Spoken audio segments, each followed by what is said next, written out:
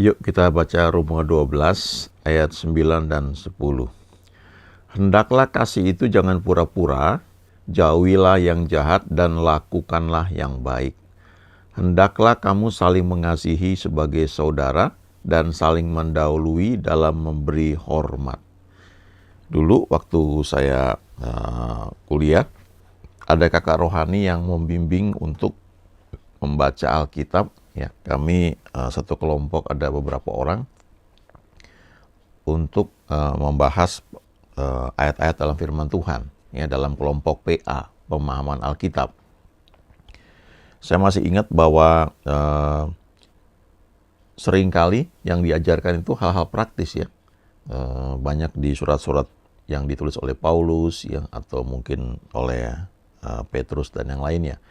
Tapi artinya begini, kita ini hidup di perjanjian baru dan banyak hal-hal praktis, ya, yang disampaikan oleh para rasul untuk kita lakukan. Jadi tentu yang pertama kita belajar, ya, percaya pada Tuhan Yesus, terima Dia sebagai Tuhan dan Juru Selamat. Lalu hal-hal praktis lainnya, misalnya tentang doa bagaimana, kemudian tentang baca firman, lalu tentang persekutuan bagaimana, ya pentingnya kita ikut persekutuan, memilih teman, lalu juga untuk bersaksi. Tapi kemudian ada hal praktis, ya, yang diajarkan. Misalnya ini, ya, Roma 12 ayat 9. Hendaklah kasih itu jangan pura-pura, jauhilah yang jahat dan lakukanlah yang baik. Jadi kalau pura-pura itu maksudnya ya acting, ya, acting atau pencitraan, ada istilah yang belakangan suka populer, ya. Jadi kita lakukan itu supaya dilihat orang bahwa kita itu baik, ya, kita itu orang yang, ya, yang murah hati dan sebagainya, ya. Itu sebabnya Tuhan mengajarkan di kitab Injil, kalau engkau berdoa, masuk ke dalam kamarmu, tutup pintumu, ya, supaya hanya Bapamu yang melihat engkau sedang berdoa di tempat tersembunyi, ya, nanti Bapamu akan membalasnya. Juga kalau berpuasa, minyakilah mukamu, ya, jangan kelihatan kamu sedang berpuasa, ya. Atau kalau kamu memberi, ya, tangan kanan memberi, tangan kiri nggak boleh tahu, ya, dan sebaliknya. Dalam arti kita itu melakukan karena Tuhan memerintahkan dan tidak untuk dipuji orang, begitu. Kalau orang memuji, ya itu apa boleh buat, tapi bukan itu tujuannya. Kalau kita cuma mencari pujian, ya upahnya cuma itu, kita nggak mendapat upah yang dari Tuhan. Jadi salah satu bentuknya itu adalah kalau kita mengasihi, jangan pura-pura, ya, lakukanlah yang baik, jauhi diri dari yang jahat. Lalu ini ayat 10, ya. Hendaklah kamu saling mengasihi sebagai saudara dan saling mendahului dalam memberi hormat. Saya masih ingat, ya, waktu itu aplikasi dari ayat ini, ya, ada juga ayat lainnya, tapi aplikasinya begini, saling mendahului dalam memberi hormat. Saya sendiri termasuk orang yang introvert, ya, introvert. Jadi beda sama orang-orang yang ekstrovert tuh, kayak orang-orang sanguin, ya, kalau datang ke pertemuan rame, ya, dan enak sekali, ramah, ya, tidak kaku dalam berbicara. Sebaliknya orang-orang introvert itu kalau nggak diajak ngomong, ya diem aja, ya, lebih suka menyendiri, baca buku, ya. Kalau sekarang, ya, bisa buku dibacain, ya, lewat aplikasi yang ada di gadget kita. Nah, dan cenderung kalau ketemu orang itu sungkan mau menegur duluan, ya. Kalau bisa, kalau nggak terlalu kenal tuh mungkin pura-pura nggak kenal, pura-pura nggak lihat, gitu. Atau takut salah. Kalau saya takut salah, bener nggak orang ini? Karena beberapa kali terjadi, saya kira ini teman saya, ternyata bukan, gitu, ya. Jadi kadang-kadang kalau nggak pasti, saya sungkan juga, ya, untuk menegur. Tapi firman Tuhan ini mengajarkan untuk saling mendahului dalam memberi hormat, ya. Kita nggak perlu karena kita merasa kita lebih senior, ya, terus kita nunggu orang yang hormat sama kita, ya. Kita nunggu orang yang menyapa kita, ya, shalom, apa kabar, ya. Tapi kalau enggak, kita, ya, pura-pura nggak lihat, pura-pura nggak kenal. Apalagi kalau kita merasa Kita somebody, seseorang yang punya jabatan gitu ya. Ya, nih saya ulangi ya, ayat 10. Hendaklah kamu saling mengasihi sebagai saudara. Ini pertama ya, jadi ini perintah ya, untuk saling mengasihi. Lalu saling mendahului dalam memberi hormat. Kalau mengasihi itu kan mungkin belum tentu terlihat ya, itu kan di sikap hati. Kalau memberi hormat itu kan sudah tindakan. Nah, tapi waktu kita memberi hormat itu harus didahului dengan sikap yang benar ya. Artinya bukan hanya pura-pura ya, bukan hanya taat, tetapi di dalam itu tidak rela ya. Ada ayat di Yesaya 1 ayat 19 yang mengatakan kalau kamu rela dan taat ya, atau kamu willing ya, dan kamu obey, maka kamu akan menikmati yang terbaik ya, the best of the land.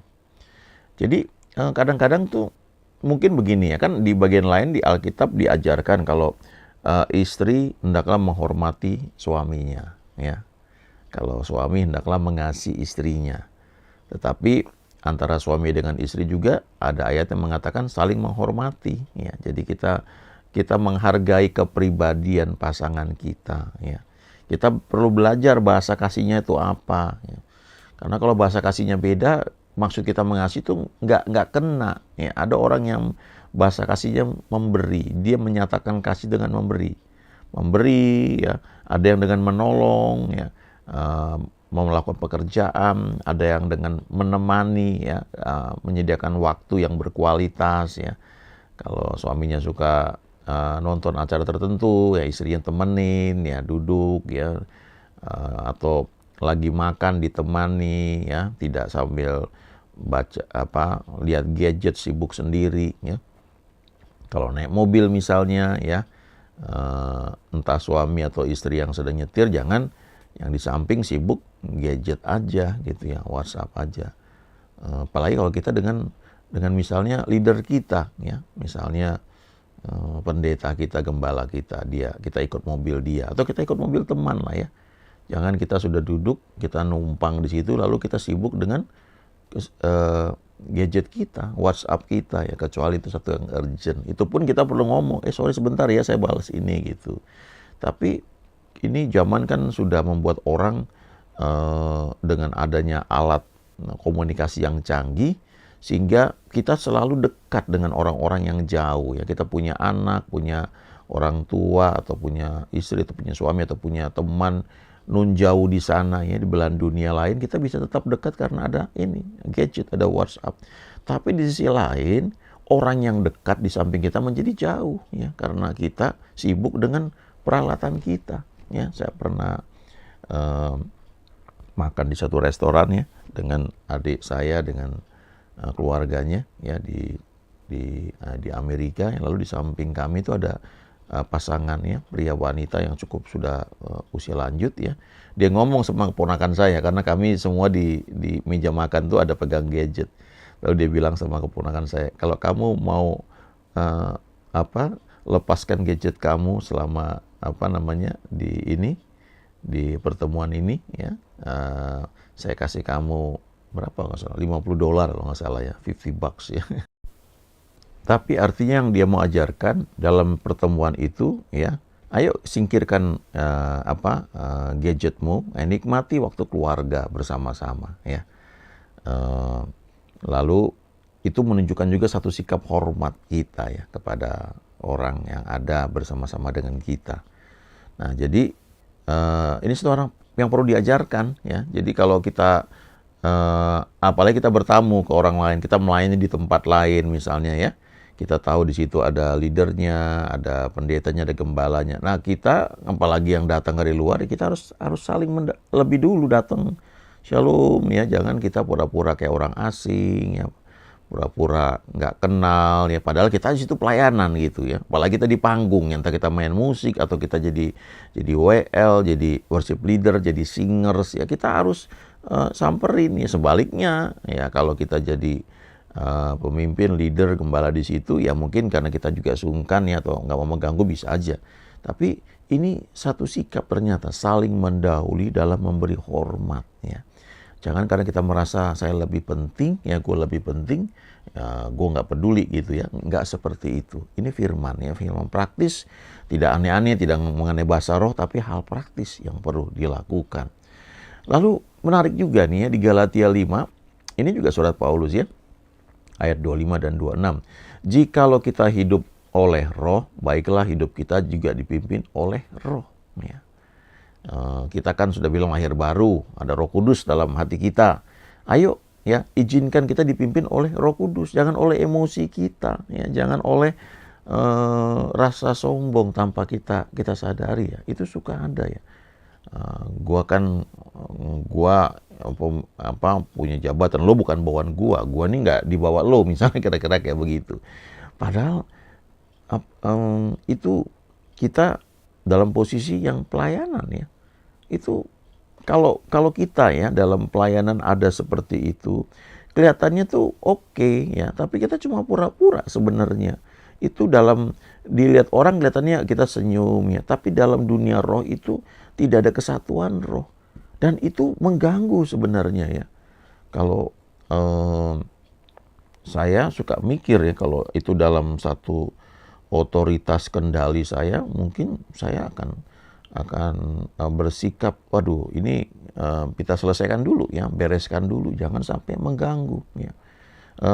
Saya ingat saya punya teman ya dulu ketika ada masalah di antara kami, lalu dia jadi pembicara di satu retreat ya. Lalu ketika saya ada ya, dia lihat saya ada dan dia cari kesempatan lewat seorang teman untuk kami ketemu dan kami clearkan masalah itu ya sebelum pelayanan ya. Dan ya Tuhan melawat kami ya.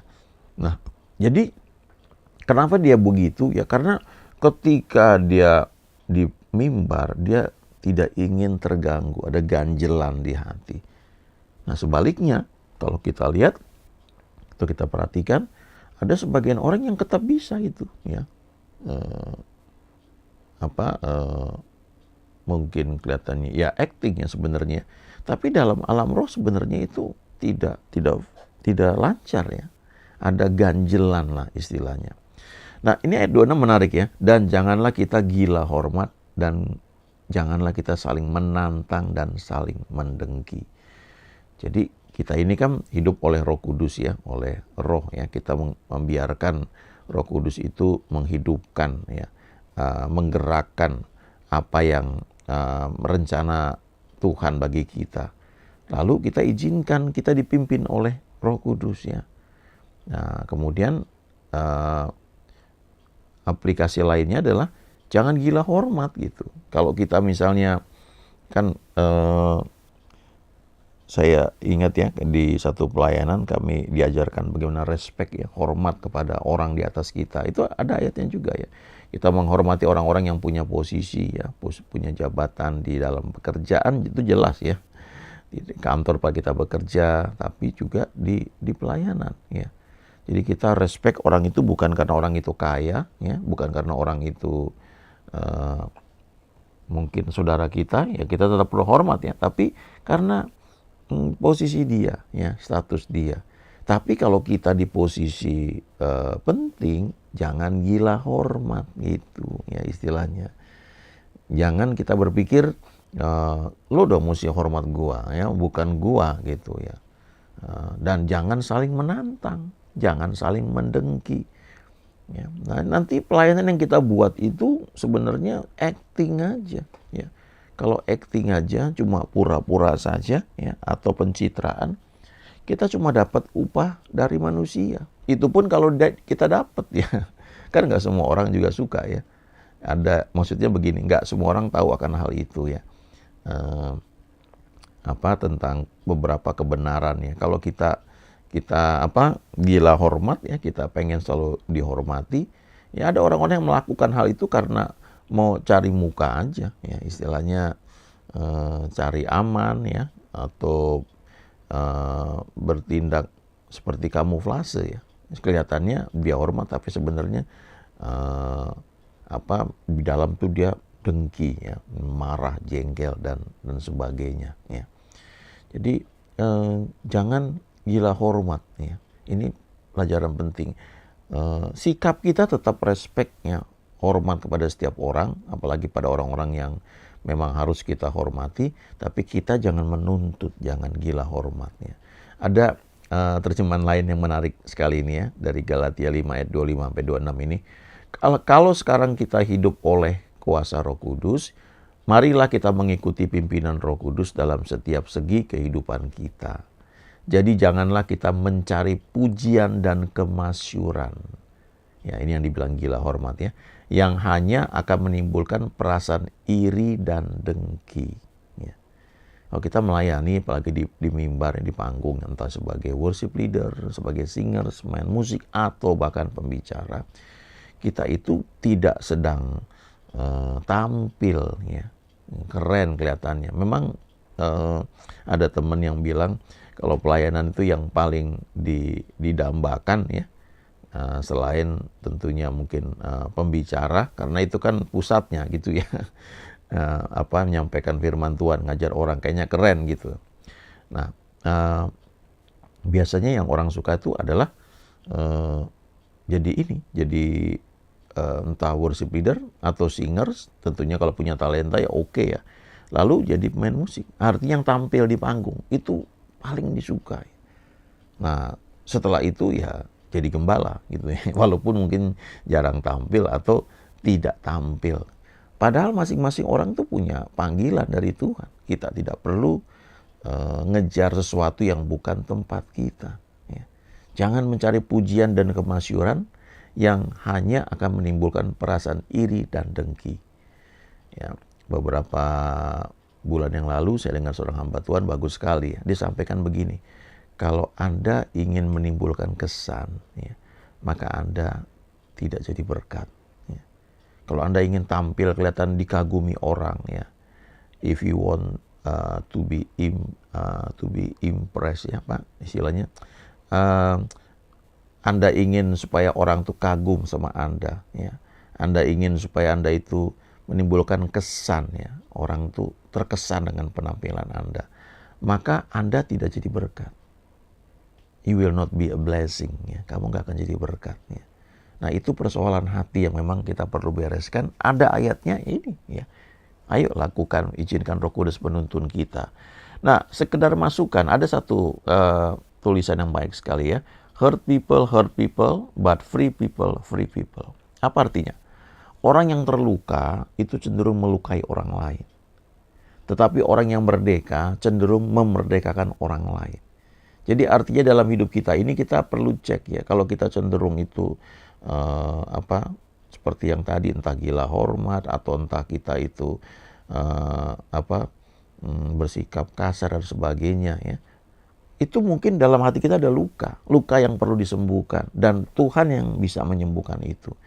Tapi kalau kita ini memang sudah ada kemerdekaan dalam roh kita, dalam hati kita ya, kita cenderung tidak menuntut orang. Dan ini nggak dibuat-buat ya. Ini bukan karena dilatih ya. Kita ikut training John Robert Powers misalnya ya. Tapi memang karena dari dalam itu ada kemerdekaan. Dan ini bisa diperoleh karena kita bersekutu dengan Tuhan ya. Karena kita bergaul dengan Dia, Dia menyembuhkan kita. Ingat Mazmur 23. Tuhan adalah gembalaku, takkan kekurangan aku. Ia membaringkan aku di padang yang berumput hijau. Ia membimbing aku ke air yang tenang. Ia menyegarkan jiwaku. Ya, bahasa Inggrisnya, He restores my soul. Ya. Ia menyegarkan, Ia memulihkan. Ya. Jiwa kita ini labil. Ya. Kadang-kadang kita berinteraksi dengan banyak orang dan kita terluka. Izinkan Tuhan itu memulihkan kita, ya, menyembuhkan kita, jiwa kita ini, sehingga kita bisa merdeka, bisa kita nggak selalu harus ekspresikan seperti gambar ini ya. Merdeka, I'm free ya. Tapi di dalam itu ada perasaan seperti itu ya. Jadi kemanapun kita melangkah, kita menyadari bahwa Tuhan mengasihi kita, dan itu jauh lebih dari cukup ya. Jadi kita tidak perlu meledak-ledak gitu ya. Mungkin marah, jengkel, sebaliknya. Karena ada Tuhan dalam hidup kita, kita memiliki kemerdekaan ya yang sejati, karena Tuhan itu selalu baik buat kita. Haleluya. Amin.